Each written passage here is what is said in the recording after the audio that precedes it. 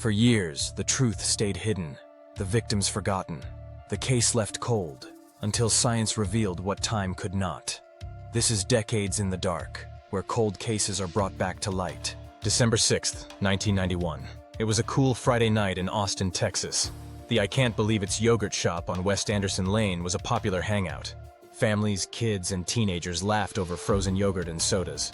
But by closing time, just after 11 p.m., 4 teenage girls were about to face something no one could have imagined. Jennifer Harbison, 17, was the shift leader that night. With long, light brown hair and an easy smile, Jennifer was known as dependable and hardworking. She loved animals and planned to study veterinary medicine after graduation. That night, she had plans to meet friends at a party after work, so she wanted to close as quickly as possible. Her 15-year-old sister, Sarah Harbison, was bubbly and sweet, with shoulder-length light brown hair and bright eyes that always seemed to be smiling.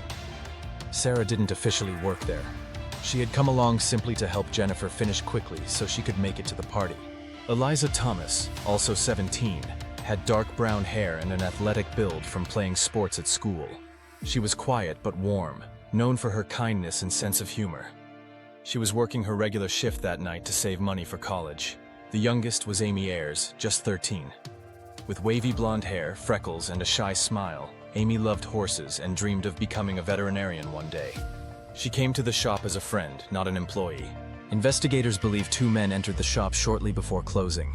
Witnesses described one as white or Hispanic, medium build, with short dark hair, wearing a green army-style jacket. The other was white, thin, with longer light brown hair, possibly wearing a baseball cap. Both appeared nervous and out of place. After the last customer left around 11:03 p.m., one of the men drew a gun. He and his accomplice forced the girls into the back storage room. What began as a possible robbery quickly spiraled into horror. The girls were bound with their own clothing. Jennifer was likely forced to open the register or safe, but when the men made off with only about $540 in cash, it didn't match the brutality that followed. That meager haul led experts to believe robbery was a cover for something much more sinister. Eliza and Amy were sexually assaulted. Horrific evidence that points to opportunism rather than financial motive. Then, all 4 were lined up and shot execution style. Amy survived the initial shot and tried to crawl away before being shot again. The bodies were stacked, doused with accelerant, and the killers set fire to the shop before leaving.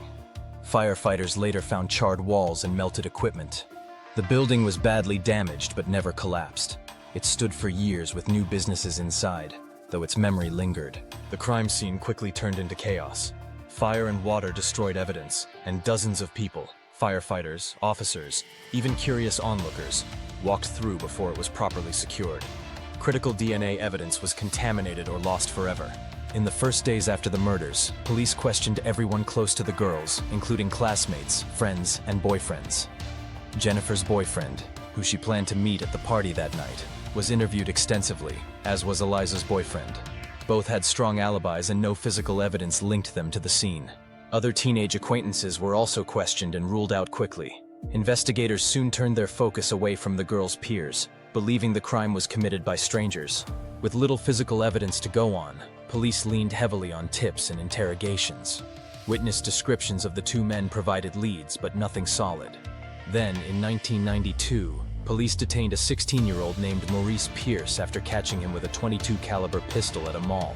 The same caliber had been used in the murders. Pierce allegedly bragged that his friend, Forrest Wellborn, had been involved in the yogurt shop killings. That claim alone made Pierce, Wellborn, and 2 of their friends, Robert Springsteen and Michael Scott, prime suspects. But there was a problem. No physical evidence linked them to the crime. The gun Pierce had wasn't a ballistic match. DNA testing from the crime scene didn't match any of them. Still, desperate for answers, investigators kept pressing. By 1999, after years of dead ends, police brought the 4 men back in for questioning. This time with long, aggressive interrogations. Michael Scott was questioned for over 20 hours. Robert Springsteen was grilled for 2 days. Both men eventually gave detailed confessions, describing the murders and naming each other as participants. But those confessions didn't match known facts about the crime. Investigators later admitted the men were fed key details during questioning.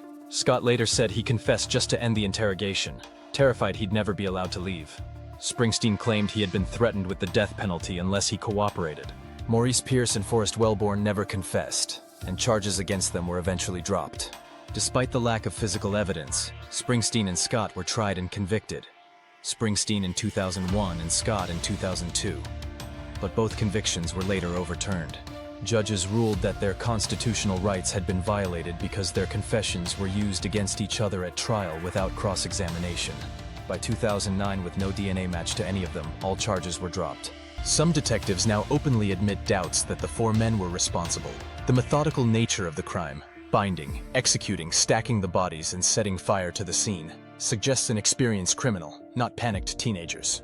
The case was further clouded by more than 50 false confessions, including from career criminals with no connection to the girls. And most telling of all, male DNA recovered from the crime scene still hasn't been matched to anyone, leaving open the possibility that the real killers were never even questioned. The victims' families, who had once believed justice had been served, were crushed when the convictions were overturned. Jennifer and Sarah's parents can't bring themselves to visit the street where the shop once stood. Eliza's family remembers her as kind and ambitious, planning for college. Amy's parents lost their youngest child, a bright 13-year-old who loved horses and dreamed of becoming a veterinarian. 34 years later, the Austin yogurt shop murders remain one of Texas's most infamous cold cases. 4 girls, full of life, died in terror. And somewhere, the killers, maybe still alive, maybe still walking free, hold the truth. But technology has a way of catching up with secrets. That unidentified male DNA still sits in a database, waiting.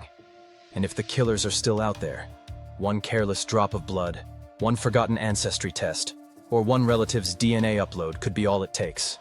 The science isn't finished with them yet, and eventually, time might run out. This is Decades in the Dark, where science brings the past to light. Subscribe for more stories where justice never expires.